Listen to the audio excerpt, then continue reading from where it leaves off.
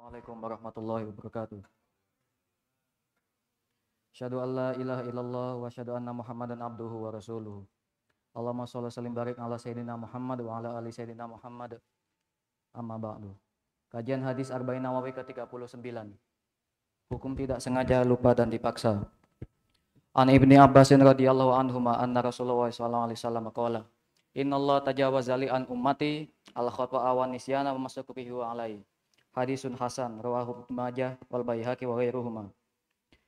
Diriwayatkan dari Ibnu Abbas radhiyallahu anhu bahwasanya Rasulullah SAW sudah bersabda, sesungguhnya Allah Subhanahu wa taala mengampuni karena aku untuk umatku atas ketidaksengajaan, lupa, dan sesuatu yang terjadi karena mereka dipaksa.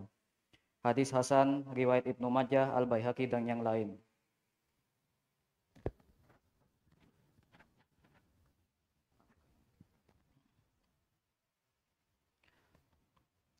Ini adalah hadis yang hasan. Sebagian ulama yang melemahkannya, tetapi An-Nawawi rahimahullah menghukumi hasan.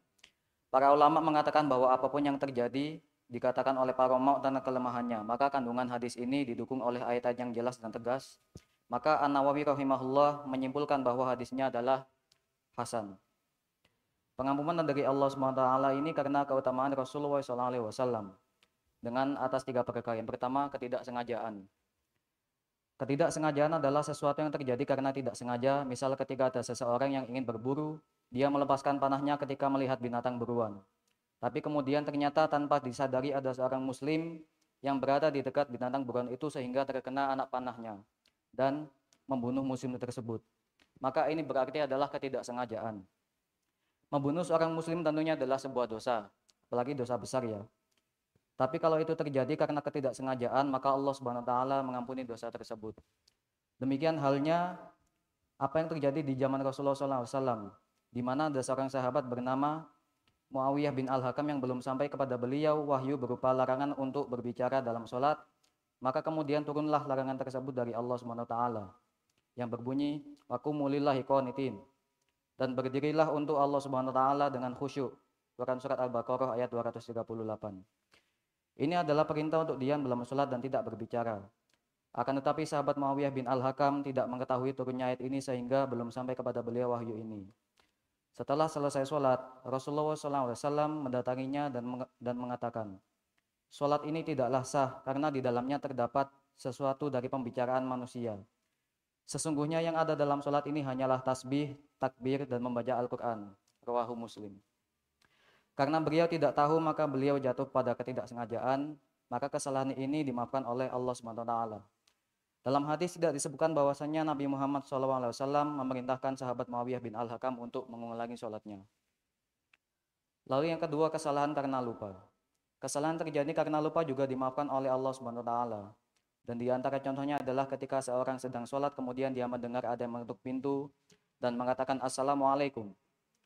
Dia lupa bahwasanya sedang dalam sholat, maka dia menjawab Waalaikumsalam. Maka kesalahan seperti ini tidak membatalkan sholatnya, sholatnya tetap sah, dan dia juga dimaafkan oleh Allah Subhanahu wa taala. Juga kalau ada orang yang dalam keadaan lupa saat berpuasa, kemudian dia makan dan minum karena lupa. Dia tahu bahwasanya makan dalam puasa itu membatalkan puasa, akan tetapi dia lupa sehingga di tengah hari dia makan atau minum. Maka ini juga dimaafkan oleh Allah Subhanahu wa taala dan puasanya tetap sah. Maka Rasulullah SAW bersabda, fa inna ma'atamuhullahu wa saqahu. Sesungguhnya Allah Subhanahu wa taala yang telah memberi dia makan dan minum. Rawahu Bukhari wa Muslim. Yang terakhir adalah dipaksa. Dipaksa ketika ada sesuatu ancaman yang mengancam seorang muslim, kemudian akhirnya dia melakukan sesuatu kesalahan atau dosa yang diharamkan oleh Allah Subhanahu wa taala.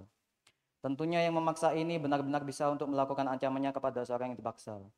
Contohnya ketika ada orang yang sedang puasa, kemudian dia dipaksa untuk makan dan minum, maka dia akan diancam atau dibunuh biar tidak melakukannya.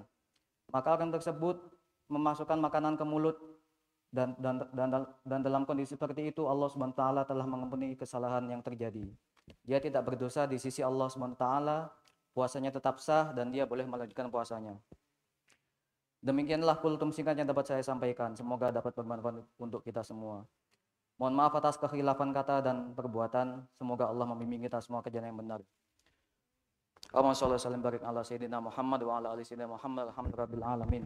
La ilaha illa anta subhanaka inna kuntu minadh dhalimin. Allahumma inna nas'aluka hudaka wa tuqa wal afafa wal ghina Allahumma sholli sholatan kamilatan wa sallim salaman taman ala sayyidina Muhammadin allati tanhalu bil 'uqad wa tanfariju bil kurab wa tudu bil hawa ajwatuna bil ghaib wa husnul khawatim wasasqal man wa ajil karim ala ali wa sahbihi fi kulli lamhati wa nafasin bi anabi kulli mamillat. Allahumma anta rabbi la ilaha illa anta khalaqtani wa ana abduka wa ana ala ahdika wa dika masata'tu. A'udzu bika min syarri ma sana'tu wa bulaka bi ni'matika alayya wa bi dhanbi faghfir li fa innahu la yaghfiru dhanba illa anta. Rabbana atina fid dunya hasanah wa fil akhirati hasanah wa qina adzabannar. Wa sallallahu ala sayyidina Muhammad wa alihi wasallam subhana rabbika rabbil izzati amma yasifun wa salamun alal mursalin alhamdulillahi rabbil alamin. Al-Fatihah.